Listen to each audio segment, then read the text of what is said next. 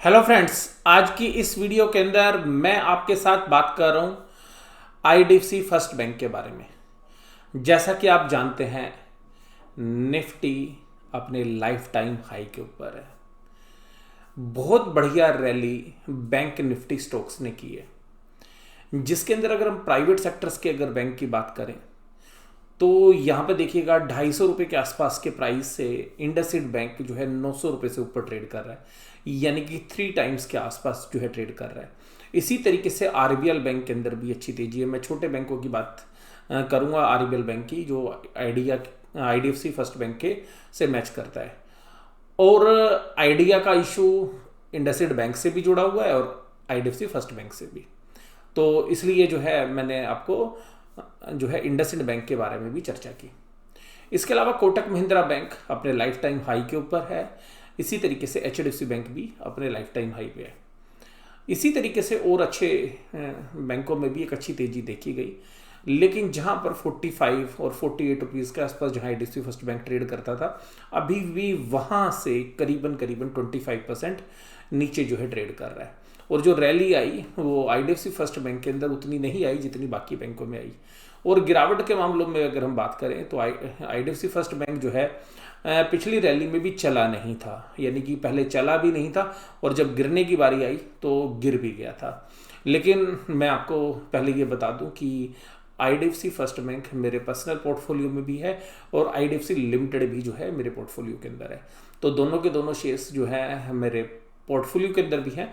लेकिन वो रीजंस ढूंढने की कोशिश हम इस वीडियो में करेंगे कि आईडीएफसी फर्स्ट बैंक का शेयर क्यों नहीं चला, और इसी चर्चा को हम जो है डिटेल में करेंगे। और आपके जो भी कमेंट्स हैं उनका मैं स्वागत करता हूं। अगर आपको कोई और रीज़न भी लगता है जो मैं रीजंस आपके साथ डिस्कस कर रहा हूं, तो भी आप मुझे ज़रूर से ज़रूर बताने की जो है चेष्टा करिएगा।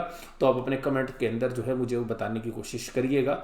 हालांकि देखिएगा, अभी रिवर्स मर्जर की जो न्यूज़ है गाय भगाए जो है चलती रहती हैं कि आईडीएफसी फर्स्ट बैंक और आईडीएफसी लिमिटेड के बीच में जो है एक रिवर्स मर्जर हो सकता है। लेकिन उसके बारे में आज मैं भी चर्चा नहीं कर रहा हूँ। किसी अन्य वीडियो के अंदर जो है मैं इसके बारे में आपके साथ चर्चा करता हुआ आपको नजर आऊँगा। क्यों नहीं चला, तो इसके बारे में हमने 5 रीज़न ढूंढने की कोशिश की कि क्यों नहीं चला, क्या ऐसे रीजंस थे जिनकी वजह से आईडीएफसी फर्स्ट बैंक जो है नहीं चल पाया।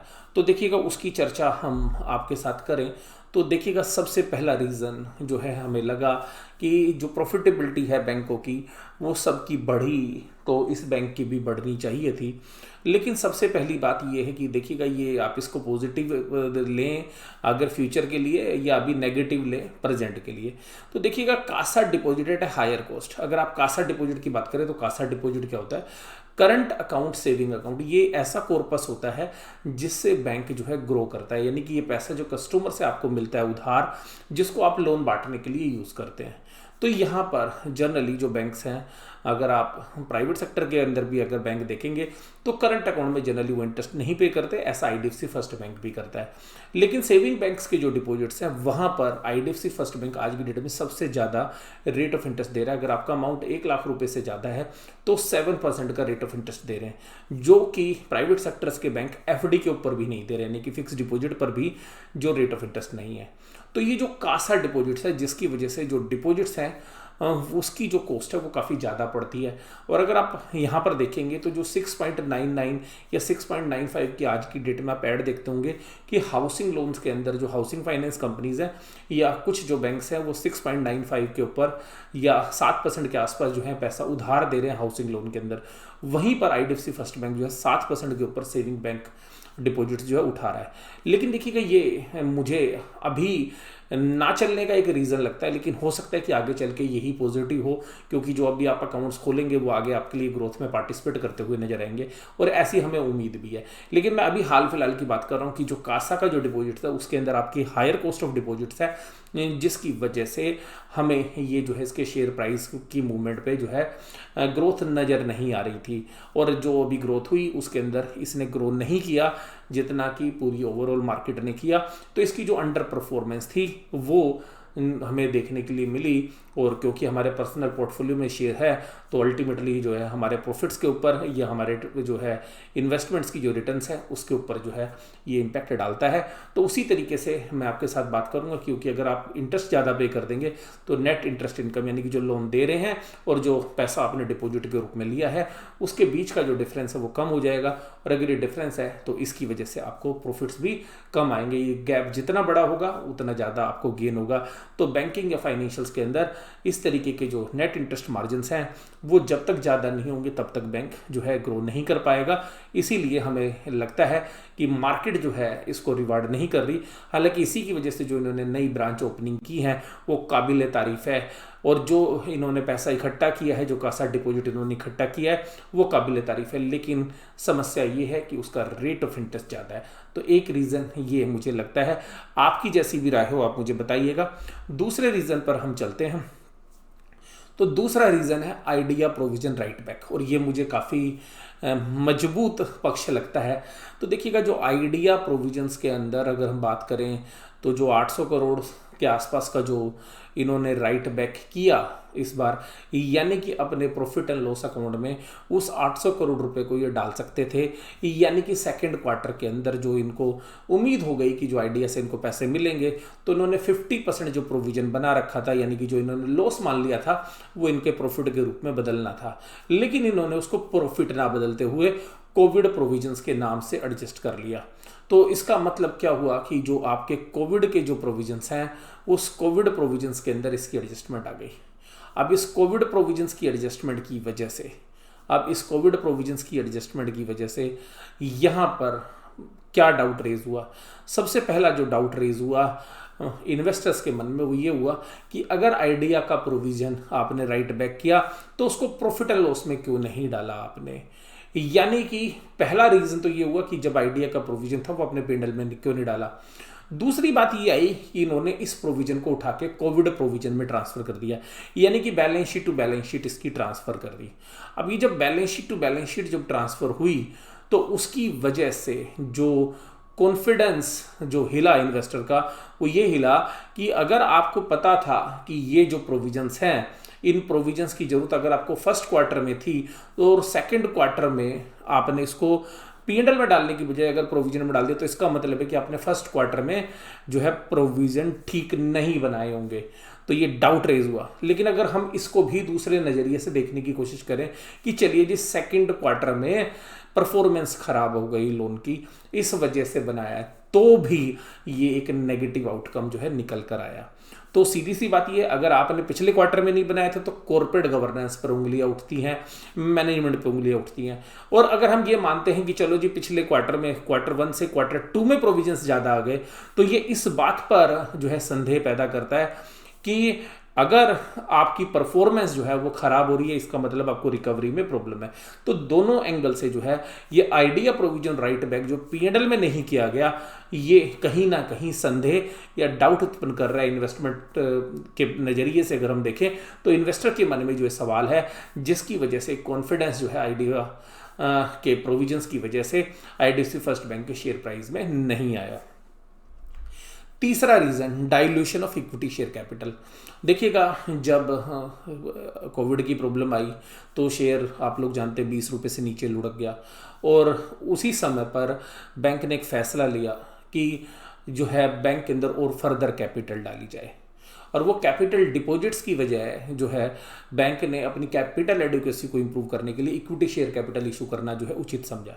लेकिन इस पूरे इशू के दौरान अब देखिएगा तो जो 23 रुपये के आसपास जो है वो कंपनी को पैसा प्राप्त हुआ, 23 रुपीज़ के आसपास, जबकि वो शेयर प्राइस 20 रुपये से नीचे चल रहा था। तो ऐसे समय पर जबकि शेयर प्राइस नीचे की तरफ था और वहाँ पर जो पैसा डाला गया वो करीबन 2000 करोड़ रुपए था। हालांकि उसमें से काफ़ी हिस्सा जो है प्रमोटर को दिया गया, यानी कि IDFC लिमिटेड ने, और एक जो है स्ट्रेटेजिक इन्वेस्टर जो है कैपिटल फर्स्ट से जो कंपनी के साथ आ रहे वारवरी पिनकस, तो वारवर पिनकस को जो है हिस्सा दिया गया। इसके अलावा जो इंश्योरेंस कंपनीज ने वहाँ पर जो है शेयर्स लिए। तो अभी जो है, क्योंकि अगर वेटेड एवरेज प्राइस देखते हम 12 महीने का, तो शेयर प्राइस ऊपर की तरफ ट्रेड कर रहा था। लेकिन जब ये हमने QIP किया तो उस समय पर या प्रेफरेंशियल अलॉटमेंट जो हमने किया, क्योंकि ये प्रेफरेंशियल अलॉटमेंट के टाइप की नेचर थी और मैंने वीडियो भी आपके साथ शेयर की थी, तो 23 रुपीज़ पे जो है इसको दिया गया।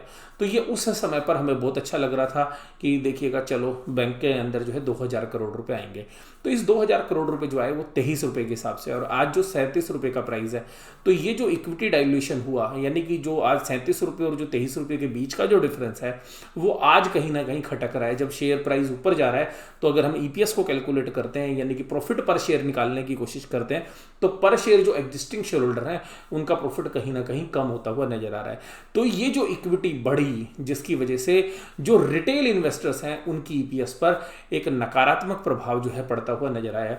जो चीज उस समय अच्छी लग रही थी वो अब इस समय पर डाइल्यूशन की वजह से, एक शेयर कैपिटल का बढ़ना तो है ही, वो तो एक अलग मुद्दा हो गया, लेकिन जो वास्तव में एग्जिस्टिंग इक्विटी शेयर्स हैं वहां पे नंबर ऑफ शेयर्स बढ़ने की वजह से इस शेयर्स के प्राइस में जो ग्रोथ होनी चाहिए थी वो नहीं हो पाई, और ये भी एक जो है रीजन है, यानी कि dilution of equity share capital.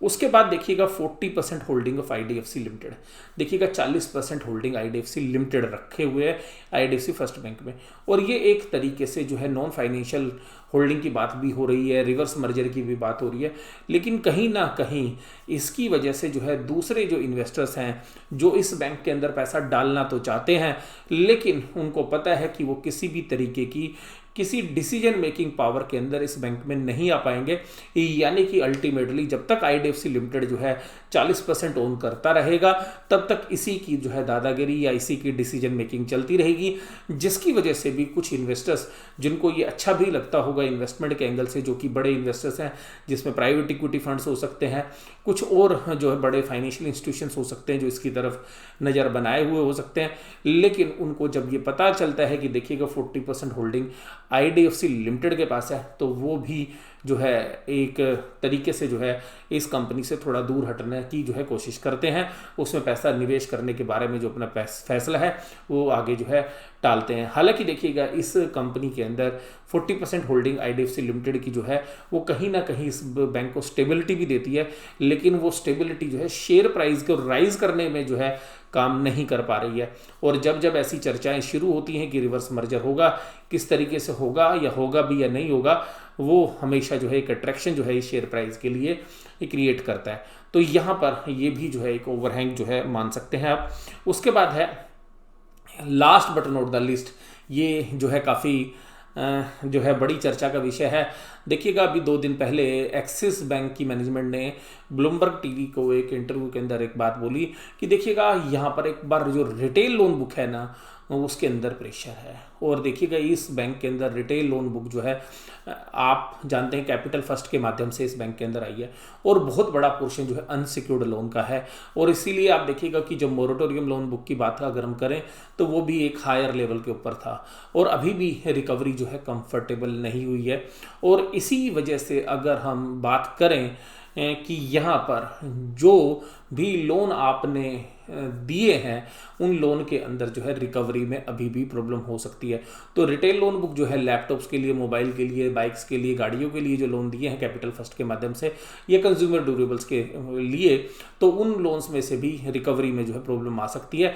इसके अलावा जो एमएसएमई है, जो मीडियम और स्मॉल एंटरप्राइजेज, हालांकि वहाँ पे गवर्नमेंट की गारंटी की वजह से काफ़ी सेफ्टी मिल गई, लेकिन फिर भी कुछ कंपनीज में जो है दिक्कत अभी भी जस की तस बनी हुई है। इसके अलावा जो इंफ्रास्ट्रक्चर लेंडिंग जो है आईडीएफसी लिमिटेड करता था, तो वो जो इंफ्रास्ट्रक्चर बुक है उसमें भी अभी जो है कोई कंफर्ट जो है नज़र नहीं आ रहा है, तो वो भी एक कहीं ना कहीं इशू जो है बनता है। तो इस तरीके से अगर हम बात करें तो मैंने आज आपके साथ जो 5 पॉइंट बात किए उसमें से देखिएगा जो CASA deposit at higher rate है उसकी वजह से अगर आप हाउसिंग लोन में किसी को कम्पीट ही नहीं कर पाएंगे, क्योंकि अब आप खुद 7% पे लेके जो है 7% से नीचे तो आप दोगे नहीं हाउसिंग लोन। तो हाउसिंग लोन वाला जो सेगमेंट है उसमें जो है इनको जो है चैलेंजेस रहेंगे। और इसी तरीके से देखिएगा यहाँ पर जो है हायर कॉस्ट ऑफ डिपॉजिट की वजह से एक प्रॉब्लम और भी आती है कि आप जो है बहुत जगह पे बहुत सारे ऐसे लोन्स जो आप बांट सकते हैं, वहाँ पर आप कम्पीट नहीं करेंगे। तो एक बार देखिएगा जो मैंने आपके साथ 5 पॉइंट्स कंसिडर किए, तो उसमें CASA deposit at higher cost, दूसरा मैंने आपके साथ बात की आइडिया प्रोविजन राइट बैक की, dilution of equity share capital जो कि आपने प्रेफरेंशियल अलॉटमेंट के माध्यम से की थी, 40% होल्डिंग ऑफ IDFC लिमिटेड जो है ये भी एक कंसर्न है, और 5वां retail loan book is at risk with MSME lending. तो जो हम आपने MSME लैंडिंग की है, रिटेल लोन बुक है उसके साथ भी, और विद इंफ्रास्ट्रक्चर बुक जो है वहाँ पे भी प्रॉब्लम जो है देखने के लिए मिल सकती है। तो ये 5 रीज़न है जिसकी वजह से NSE के अंदर अगर हम बात करें तो ये जो बैंक है वो परफॉर्म तो कर रहा है लेकिन उतना नहीं कर रहा जो NSE के अंदर जो बैंक निफ्टी के जो बाकी स्टॉक्स हैं वो कर रहे हैं। और इवन जिनकी लोन बुक ख़राब है या जिनकी प्रॉब्लम जो है थोड़ी सी IDFC फर्स्ट बैंक से भी ज़्यादा है, जो माइक्रो फाइनेंस के अंदर है, उन कंपनीज़ के शेयर प्राइस ने भी नीचे से अच्छा परफॉर्म कर दिया है, लेकिन यहाँ पर जो है अभी परफॉर्मेंस उतनी नहीं आई है जितनी हम उम्मीद कर रहे थे। और वो रीजंस जो आप शेयर करते हैं या मुझसे पूछते भी हैं तो वो मैंने आपके साथ शेयर करने की कोशिश की है। ये वीडियो आपको कैसी लगी जरूर से जरूर आप मुझे बताइएगा। वीडियो देखने के लिए धन्यवाद। Thank you very much.